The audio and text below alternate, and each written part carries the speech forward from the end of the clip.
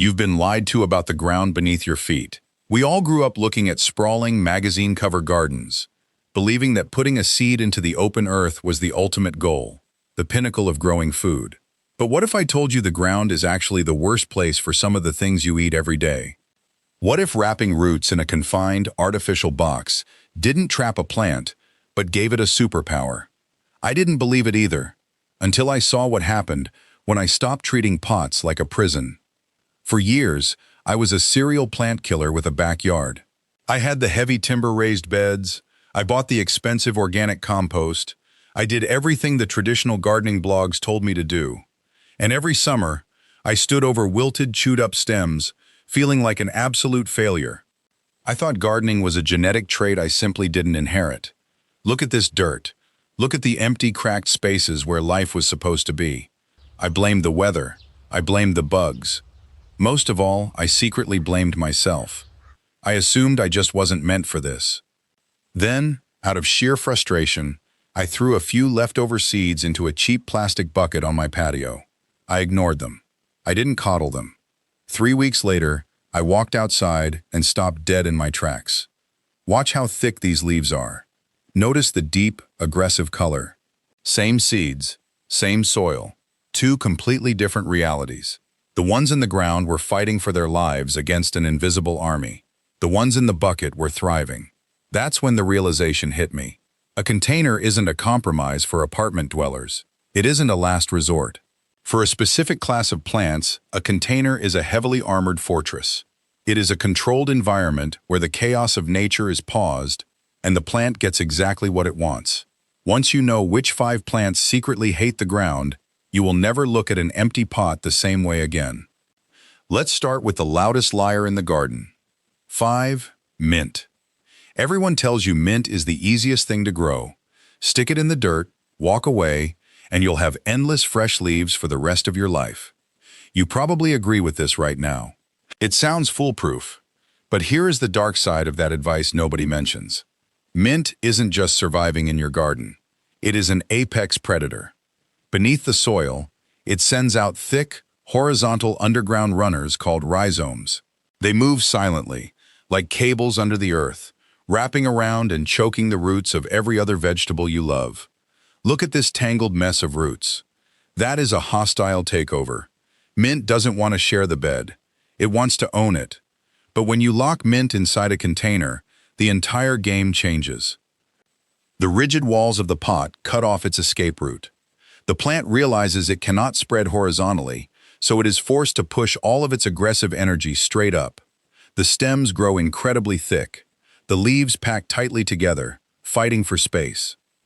I remember rubbing a single leaf from a pot-bound mint plant between my fingers last July.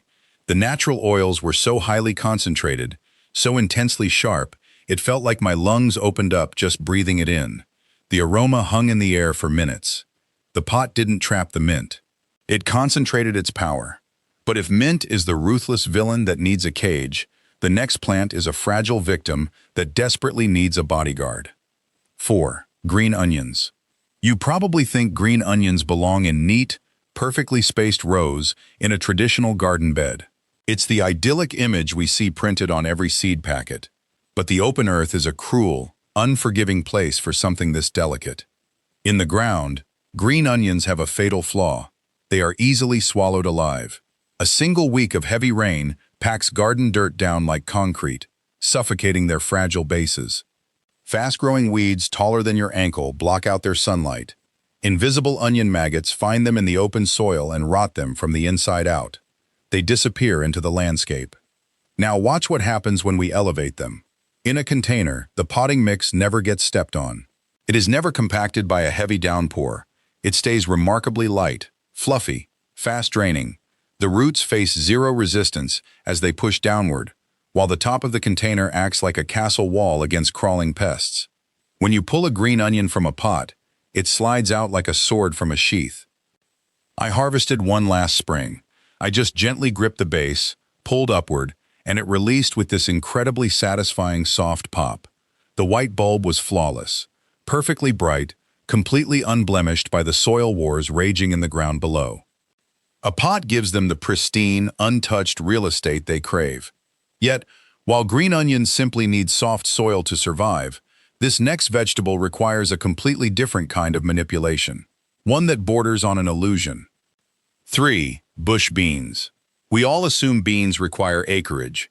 When you think of growing beans, you picture sprawling fields, long wooden trellises, endless rows of towering green vines. The idea of growing a highly productive bush bean in a patio bucket seems like a novelty, a cute science experiment with no real yield. But the ground hides a miserable, yield-killing secret. It is freezing. In early spring, deep ground soil takes weeks, sometimes months, to warm up. Seeds sit shivering in the dark, rotting before they can sprout. And when they finally do, every time it rains, muddy water splashes back up onto the lower bean leaves, carrying microscopic fungal spores that slowly rust the plant to death from the bottom up. Here is where the container becomes a weapon of thermodynamics. The dark plastic of a standard nursery pot sitting above ground acts like a solar battery. The soil inside heats up weeks faster than the earth below.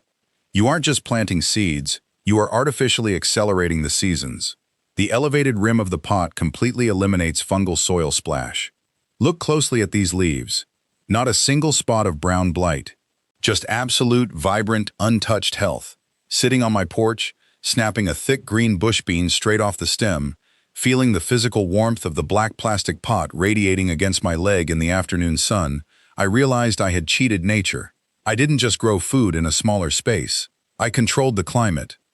And if you think controlling the temperature is a massive advantage, wait until you see how a container lets you manipulate time itself. 2. Spinach. Spinach is the undisputed king of the spring garden. Everyone eagerly plants it in the dirt, expecting a massive, continuous harvest for their salads. But if you've ever actually grown it in the ground, you know the quiet heartbreak that follows. Spinach is a ticking time bomb. The exact moment the sun hits a certain angle in the sky, the moment the ground gets just a single degree too warm, the plant panics. It believes it is dying. It shoots up a tall, ugly stalk, sprouts flowers, and turns the leaves so violently bitter you have to spit them out into the grass. On the ground, you are a hostage to the sun's trajectory. You cannot stop the bolting process. But a container has something a garden bed does not. A container has handles. When you put spinach in a pot, you gain the superpower of evasion. As the days stretch longer and the afternoon sun turns brutal, you simply pick up the pot and carry it into the deep shade of a tree. You physically hide it from the summer heat. I remember biting into a dark, crisp spinach leaf in mid-July, months after every single garden-grown spinach plant in my neighborhood had turned into bitter, woody, inedible garbage.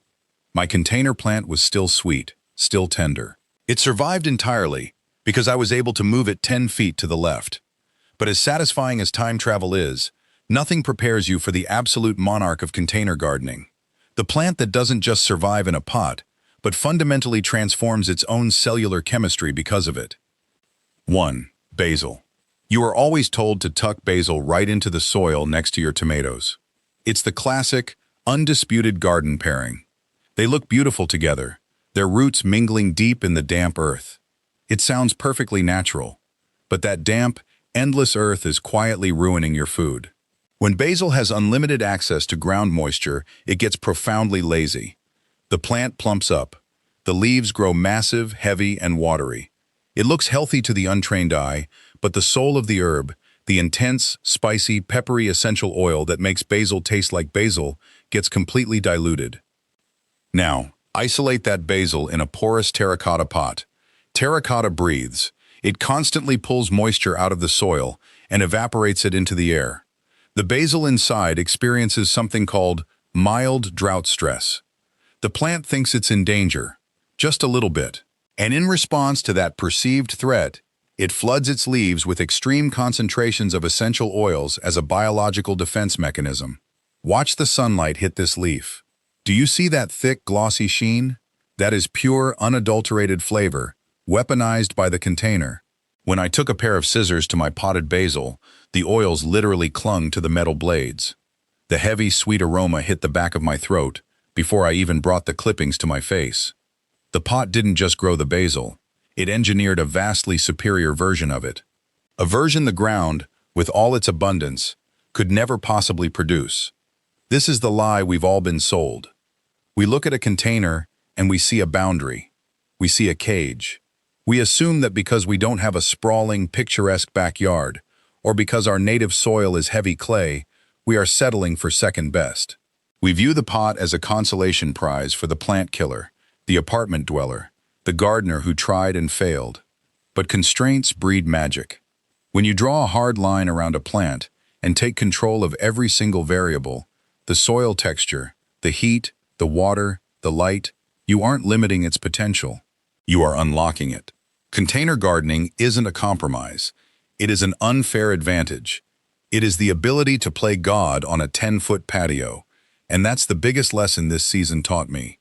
It wasn't about having more land or buying expensive raised beds. It was about giving the right plant the right environment. Sometimes less space creates better results. So before you spend hundreds building another garden bed, try one container, one bucket, one bag, one plant. You might be surprised which one changes the way you garden forever. If this video helped you see container gardening differently, subscribe. Every week, I test gardening ideas, bust common myths, and share what actually works, so you can grow more with less space, less money, and a lot less frustration. Now, which vegetable surprised you the most? Let me know in the comments. I'll see you in the next one.